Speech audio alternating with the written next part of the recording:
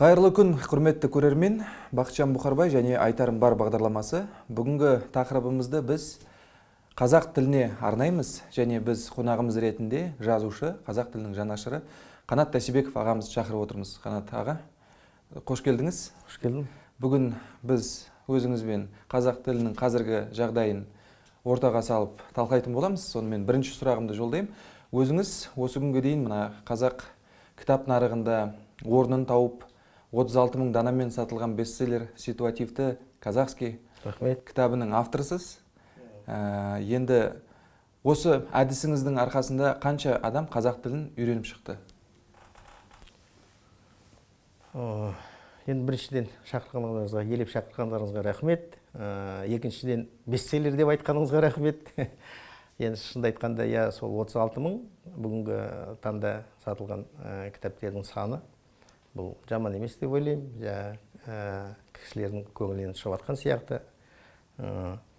Енді ол қаншасы оқып шыққанын, қаншасы тілді меңгеріп кеткеніне мен енді ондай айта алмаймын енді. Осыншама адамдар оны кім санапты?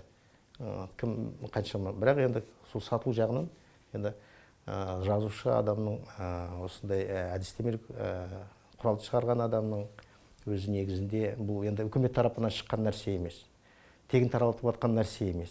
Адамдар кәдімгідей келіп, енді 3 томның өзі, енді 2000-нан санағанда, 2000 қайда, енді 2,5 мың дейік. 2,5 мың, сол 7,5 мың болады ғой, 3 томдықты алғанда.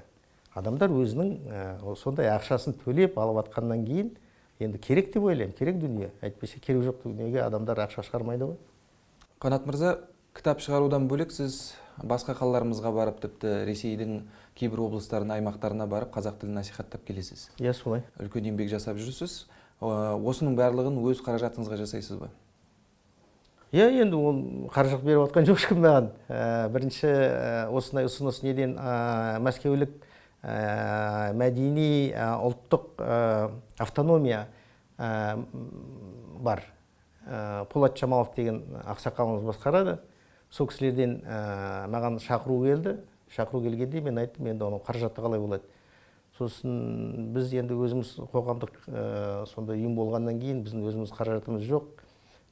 Сіз бірдеме қылып тапсаңыз, сонда бірге іздейік деп енді сөйтіп, ол енді сол мәскеулік ұлттық мәдени автономия біздің тіл комитет деп айтамыз, сосын мәдениет министрлігіне, сосын қаланың әкімшілігіне, сондай жерлерге бәріне хат жазған.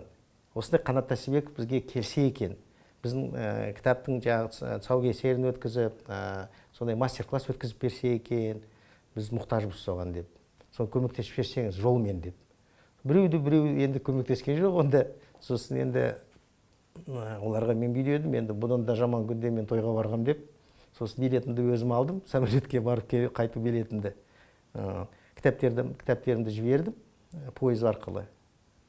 Кітаптерімді енді сатып алды мәскеуліктер.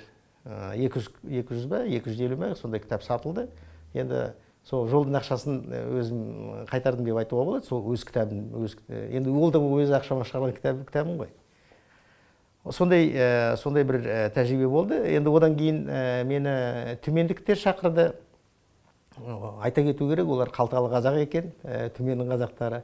Олар өздері, мен айттым, Петропавл деген қалаға дейін мен барайын, одан кейін мен машинамен алып кетсеңдер болады. Өздеріңе сол қолайлы болады, сол қымбатқа түспейді.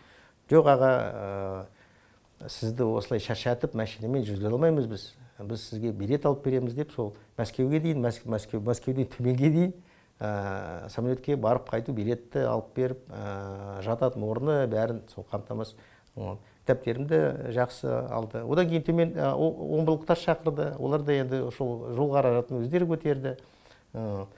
Кітаптерімді жақсы сатып алып жатыр олар. Мен апарғанда енді омбылықтар бір 500-дей кітапты алды. 500-дей кітап өтіп кетті сода, омбыда.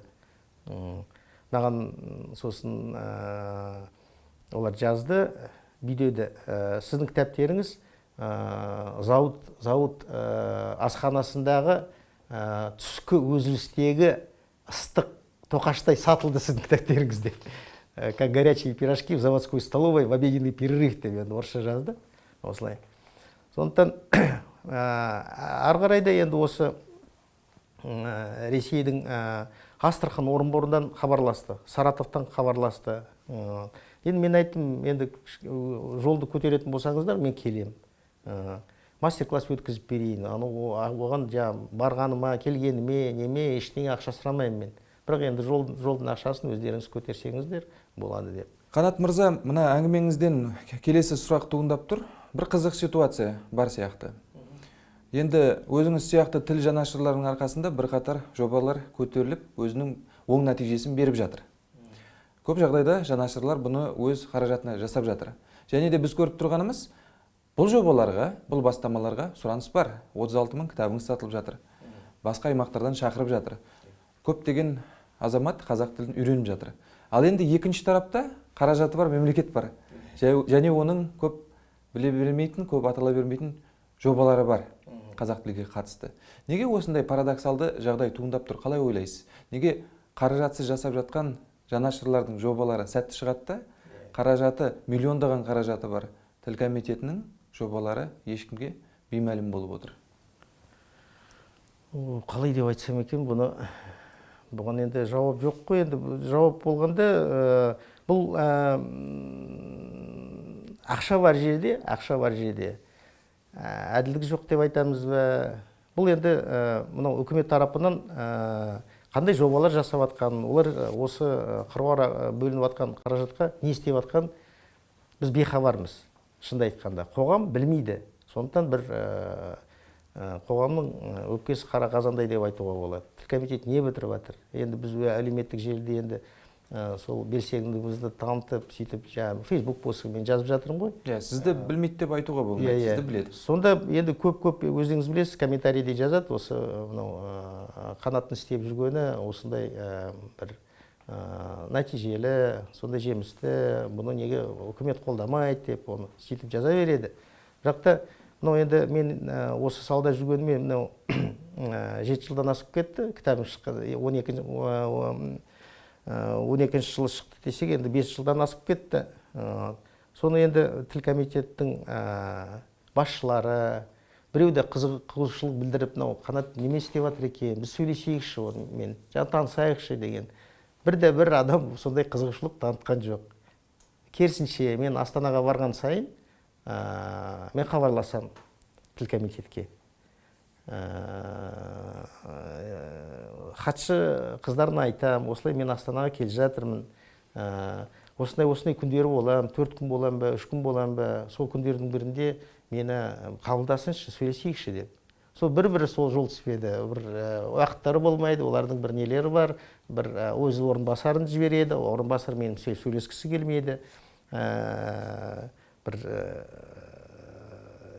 сондай мен ойлаймын, енді бұлардың бұл үкіметтен бөлініп атқан қаржы, бұл қандай десе, бұл талан-таражға салынып атқан ақша деп турасын айтамын мен. Бұл деген бір топ адамдарға бір табыс көзі болып тұр. Басқаша мен ешқандай бір бұны ешқалай түсіндіре алмаймын. Бұл ақша бөлінеді, үкімет тарапынан беріледі ақша, үкімет енді патерналистік көзқарасымен біз ақша бөлдік, басқа не керек сендерге деген сияқты. Бірақ бөлінген ақша сол талан-таражға түсіп, сол жерден өзі бөлінеді, халыққа да бармайды, пайдасы да тиіп атқан жоқ. Сондықтан ал енді жұмыс істеп атқан адамдарды, олар енді әрине ақша бар жерде енді жолатқысы келмейді ғой басқаларды. Қанша 25 жыл болды, осындай миллиардтан асқан ақша бөлінді деп сөйлейді. Биылдың өзінде 2017 жылы 500 миллионның үстінде қаражат бөлінген. Сол қандай қоғамдар оны отып жатыр, оны не істеп жатыр екен, оны ешкім біз бейхабармыз. Біз енді анда-санда бір кикілжің шыққанда, орысша қазақша сөздік шығарғанда, оның ішінде жігіт деген сөзді жігіт деп жазған, енді білесіз ғой өзіңіз, енді осылай кәдімгідей халтура жасап, сондай шығаратындары бар.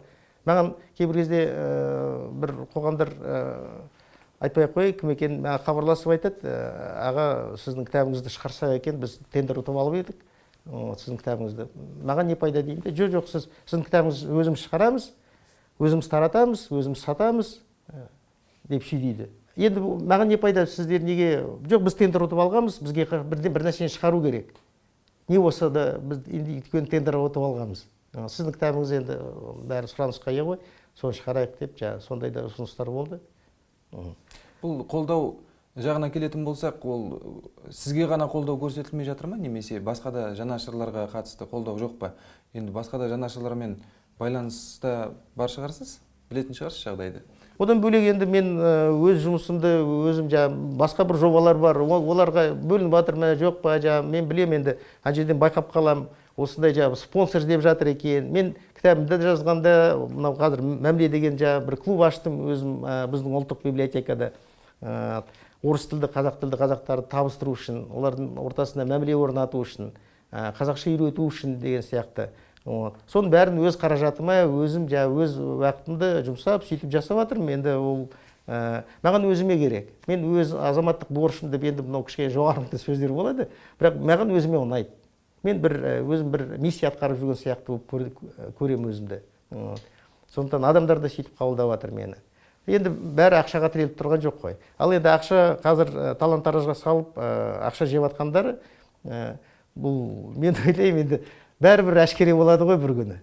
Бәрібір әшкере болады, бәрібір бұл бір жағынан бүйрегінен шығады енді ақшалар, жеген ақшалар. Мен бүйдейін Бақытжан, мынау ауру балаларға, мүгедек балаларға бөлініп жатқан ақшада ұрланып жатқан шығар. Бірақ та маған осы қазақ тіліне бөлініп жатқан ақша ұрланғаны маған сол шұбайма тиеді. Сол маған өте бір келеңсіз, сондай бір әділсіз нәрсе болып көрінеді. Өйткені мынау тілдің жағдайы, тіл біздің бәріміз ғой енді. Біз тіл болмаса ұлт болмайды деген сияқты. Бұл ұлттың тамырын шабу деген сөз. Енді сұрағымды турасынан қояйын, енді сіздің ойыңызша мемлекет тіл мәселесінің шешілгеніне мүдделі емес болып отыр ма сонда? Қалай ойлайсыз? Жоқ, мемлекет әрине, мемлекет енді бұл ешқандай бір адам емес. Мемлекет деп енді біздің президентімізді айтсақ, президенттің өзі жасап жатқан саясаты негізінен тіл төңірегінде өте дұрыс, өте дұрыс. Енді мынау үш тілдікті қазір қозғамай қояйық. Оған да ораламыз қазір, келесі сұрақтарымда болады ол. Сондықтан ақша бөлініп жатыр. Көрдіңіз бе? Сондықтан үкіметтің өзінің сондай бағдары қазақ тілге деген. Біз енді болашақ мемлекеттік тіл өз орнын алсын. Мемлекеттік тіл де юре емес, де факто мемлекеттік тіл болсын деген мемлекеттен осындай не бар, ынта бар. Бірақ та ақша да бөлініп жатыр соған. Бірақ та енді жүзеге асу, ақсаңдап отыр. Жүзеге асу бұл ақсаңдап отыр. Неге дейсіз ғой? Мен бұл концепция жоқ сияқты. Жүйелі түрде жұмыс жасалынып жатқан жоқ. Бір күндік бәрі. Бүгін ананы істейік, бүгін конференция өткізейік деген сияқты. Ал енді мынау менің ойымша, мен енді жақын таныс емеспін. Осындай бір 10 жылдыққа, 20 жылдыққа жазылған программа, осының бір кезеңдері осындай екен. Оны бақылау инструменттері осындай екен деген сияқты. Ол бар ма, жоқ па? Өйткені бізде мынау курстарда айталық, бір курстар бар деп сөйлейді әкімшіліктің қасында. Оны енді мен өзім көргем жоқпын. Енді бар дейді, бұл сондай бір тылсым нәрсе. Бар деп айтады, бірақ та ешкім көрмеген оны деген сияқты. Бірақ ол курстар енді болса бар шығар, істелініп жатыр, бірақ енді оның қанша адамдар тіл меңгеріп шықты, нәтижесі қандай. Жыл сайын сол адамдар келеді, сіздің атыңыз кім, менің атым Сәкен, осы баяғы дағдылы мектептерге де, балабақшаға да бір әдістемемен оқыта береді. Тізесі шыққан тақырыптар ғой. Иә, сондай. Сосын сол курстың жүргізуші мұғалімді айтыңыз. Оған жаңа әдістеме шығарып, оған сондай беріліп істеуге немене етергі? Ештеңе де жоқ. Өйткені оның нәтижесін ешкім сұрап жатқан жоқ. Ол келеді, бүгін өзі біліп тұрған ережелер бар ғой, оны беру оңай, уақытын жақсы алады. Ол үлкен емес, енді өзі жалақысын алады. Сонымен Құда да тыныш, Құдағи да риза деген сияқты сөйтіп қала береді. Нәтиже жоқ, бірақ ақша жұмсалды. Енді осы таланттарға үкімет бөлініп жатқан ақша да, мынау мұғалімдерге төленіп жатқан ақша да енді сол қазақтардың қалталарына түсіп жатыр. Сол ғана мені жаңа кішкене жанымды жұбатады. Әйтпесе енді бұл ақша жұмсалу өте ысырап, өте обал енді. Негізі қазір үштілділік саясаттың жақтаушыларымен қоса даттаушылар да шығып жатыр, даттаушылары бар. Оны жоққа шығара алмаймыз. Сіздің көзқарасыңыз қандай? Үштілділік қазақ тілінің дамуына тосқауыл жасай ала ма? Әрине, бұл енді қазақ тілі деген енді былай басынан айтатын болсақ, мен мынау кеңес кезімізде біз енді сол кеңестен шыққан, кеңес шинелінен шыққан деген сияқты адамбыз ғой енді. Сол жерде орыс мектебін бітіріп, сол уақытта орысша оқып, сондай адамбыз. Бірақ та мен енді біреулер бұнымен келісер, біреулер келіспес. Мен сол кездерде енді қазақ тіліне сондай кедергі жасады. Қазақ тілі жоқ болсын, бұны құрту үшін жасалған саясат болған жоқ деп ойлаймын мен. Өйткені ұлттық академияда ашылды, қанша бізде кандидат доктор академиктер бар, филологтарымыз. Олар қандай жұмыс жасады, ол енді басқа сұрақ. Бірақ та сол жерде олар істеп отырды, пәтер алатын атақтарын алып, пәтерлерін алып, жалақысын алып отырды жақсы. Абайдың шығармалары әлемдік тілдерге аударылып, сондай енді қолдау болып тұрды. Бірақ та неге қазақ тілі осындай мүшкіл жағдайға түсті деп ойлаймын. Сұраққа мен айтайын, қазір 15 егемен мемлекет болып кеттік қой. Бір мемлекет, бір СССР деген бір үлкен бір империя болып. Сонда бір империяда экономика жағынан бір тіл болу керек. Экономика бір тілді талап етеді. Солай емес пе?